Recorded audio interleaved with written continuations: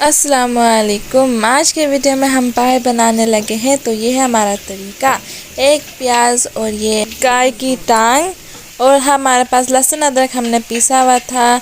2 tablespoon हमने oil डाल दिया, ज़्यादा नहीं डालेंगे इसलिए गोश्त खुद ही निकालता है। और ये हमने प्याज को ग्राइंड कर दिया था और लहसुन अदरक भी हमने डाल दिया तकरीबन 1 चम्मच। और इसको अभी हम थोड़ा सा भून देंगे, ज़्यादा नहीं। 1 टेबलस्पून सूखा धनिया, 1.5 टेबलस्पून लाल कुटी हुई मिर्च और 1 टीस्पून हल्दी और 1 टेबलस्पून नमक हमने डाल दी। तो ये गरम मसाले भी हम ऐड कर रहे हैं। ये ज़ीरा है, 2 दालचीनी और ये हमारा पेस्ट बन गया है सब चीज़ों का। तो अभी हम इसमें ऐड कर देंगे, पाई को ऐड कर देंगे हम इसके अंदर और इसको हम 10 मिनट के लिए अच्छी तरह से भून लेंगे इसको। और ये बहुत अच्छी रेसिपी है। जो पाई शौक से खाता है, पीता है, खाता है, उनको बहुत अच्छा लगेगा।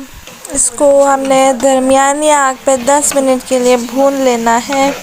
आज मौसम काफ़ी अच्छा हो रहा था और पाई का भी हमने इतने काफ़ी टाइम से नहीं खाया हुआ। मेरी आप ही बनाती हैं बहुत अच्छे तरीके से। मेरी ये बहुत मुश्किल होता है ना, तो मेरी अम्मी नहीं बनाती। तो अभी हम इसको पानी ऐड कर रहे हैं इसके अंदर। मेरे भाई भी नहीं खाते इसलिए हम नहीं बनाते। और जो गरम मसाले हमने पहले शो किए थे वो अभी ऐड कर देना है। और इसको ये काफ़ी घंटे तक पकता है, 10 घंटे तक, और टेस्ट इसका बहुत ही अच्छा आ जाता है। तो अभी हम बस थोड़ा सा और पानी ऐड कर देते तो सब डूब जाए।